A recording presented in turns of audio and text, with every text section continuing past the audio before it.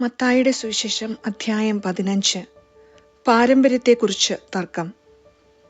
അനന്തരം ജെറുസലേമിൽ നിന്ന് ഫരിസേയരും നിയമജ്ഞരും യേശുവിൻ്റെ അടുത്തു വന്നു പറഞ്ഞു, നിന്റെ ശിഷ്യന്മാർ പൂർവികരുടെ പാരമ്പര്യം ലംഘിക്കുന്നതെന്തുകൊണ്ട്?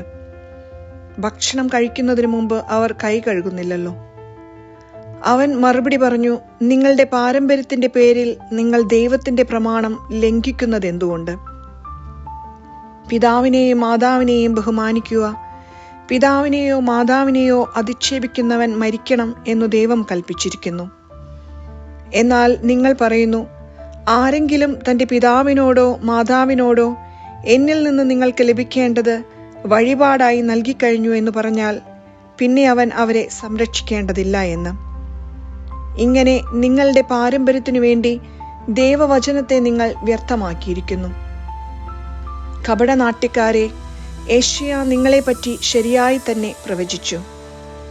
ഈ ജനം അധരം കൊണ്ട് എന്നെ ബഹുമാനിക്കുന്നു, എന്നാൽ അവരുടെ ഹൃദയം എന്നിൽ നിന്ന് വളരെ അകലെയാണ്.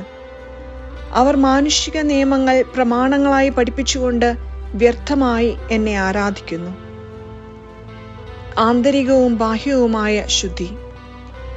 അവൻ ജനങ്ങളെ തൻ്റെ അടുത്ത് വിളിച്ചു പറഞ്ഞു, നിങ്ങൾ കേട്ടു മനസ്സിലാക്കുവിൻ. വായിലേക്ക് പ്രവേശിക്കുന്നതല്ല, വായിൽ നിന്ന് വരുന്നതാണ് ഒരുവനെ അശുദ്ധനാക്കുന്നത്. അപ്പോൾ ശിഷ്യന്മാർ അടുത്തു വന്നു പറഞ്ഞു, ഈ വചനം ഫരിസേയർക്ക് ഇടർച്ചയുണ്ടാക്കിയെന്ന് നീ അറിയുന്നുവോ? അവൻ മറുപടി പറഞ്ഞു, എൻ്റെ സ്വർഗീയ പിതാവ് നട്ടതല്ലാത്ത ചെടികളൊക്കെയും പിഴുതുമാറ്റപ്പെടും. അവരെ വിട്ടേക്കൂ, അവർ അന്ധരെ നയിക്കുന്ന അന്ധരാണ്. അന്ധൻ അന്ധനെ നയിച്ചാൽ ഇരുവരും കുഴിയിൽ വീഴും. ഈ ഉപമ ഞങ്ങൾക്ക് വിശദീകരിച്ചു തരണമേ എന്ന് പത്രോസ് അപേക്ഷിച്ചു. അവൻ ചോദിച്ചു, നിങ്ങൾ ഇപ്പോഴും ഗ്രഹണശക്തിയില്ലാത്തവരാണോ? വായിൽ പ്രവേശിക്കുന്നവ ഉദരത്തിലേക്ക് പോകുന്നെന്നും അവിടെ നിന്ന് അത് വിസർജിക്കപ്പെടുന്നെന്നും നിങ്ങൾ ഗ്രഹിക്കുന്നില്ലേ? എന്നാൽ വായിൽ നിന്ന് വരുന്നത് ഹൃദയത്തിൽ നിന്നാണ് പുറപ്പെടുന്നത്. അത് മനുഷ്യനെ അശുദ്ധനാക്കുന്നു. ദുശ്ചിന്തകൾ, കൊലപാതകം, പരസംഗം, വ്യഭിചാരം, മോഷണം, കള്ളസാക്ഷ്യം, പരദൂഷണം എന്നിവയെല്ലാം ഹൃദയത്തിൽ നിന്നാണ് പുറപ്പെടുന്നത്. ഇവയാണ് ഒരുവനെ അശുദ്ധനാക്കുന്നത്. കൈ കഴുകാതെ ഭക്ഷണം കഴിക്കുന്നത് ആരെയും അശുദ്ധനാക്കുന്നില്ല. കാനാൻകാരിയുടെ വിശ്വാസം.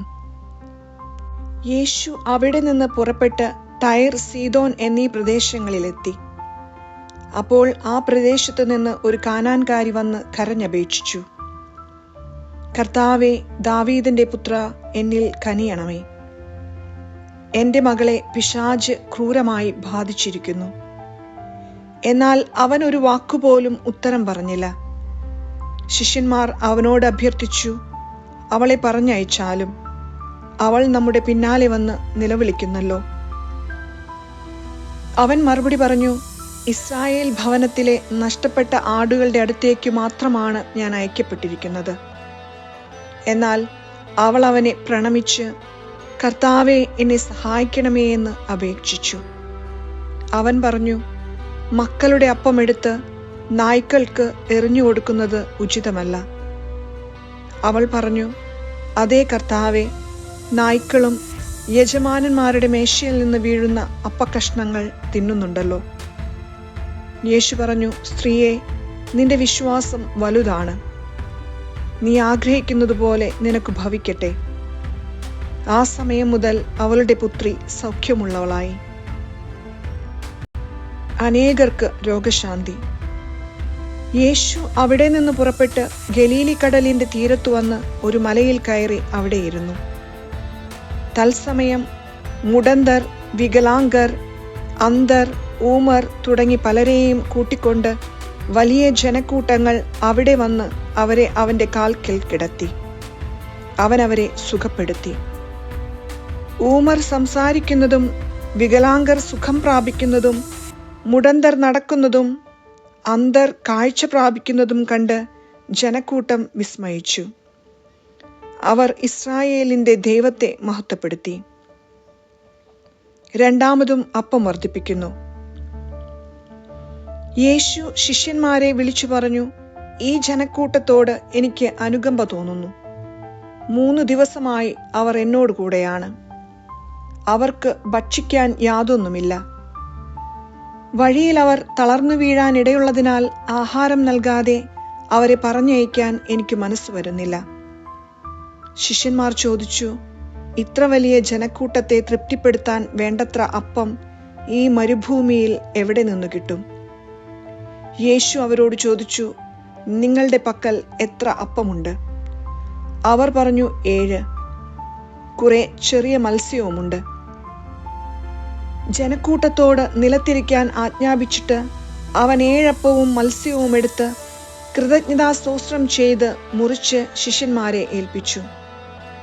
ശിഷ്യന്മാർ അത് ജനക്കൂട്ടങ്ങൾക്ക് വിളമ്പി. അവർ ഭക്ഷിച്ച് തൃപ്തരായി. ബാക്കി വന്ന കഷ്ണങ്ങൾ 7 കുട്ട നിറയെ അവർ ശേഖരിച്ചു. ഭക്ഷിച്ചവർ സ്ത്രീകളും കുട്ടികളും ഒഴികെ 4000 പുരുഷന്മാരായിരുന്നു. ജനക്കൂട്ടത്തെ പറഞ്ഞയച്ചിട്ട് അവൻ വഞ്ചിയിൽ കയറി മഗ്ദാൻ പ്രദേശത്തേക്ക് പോയി.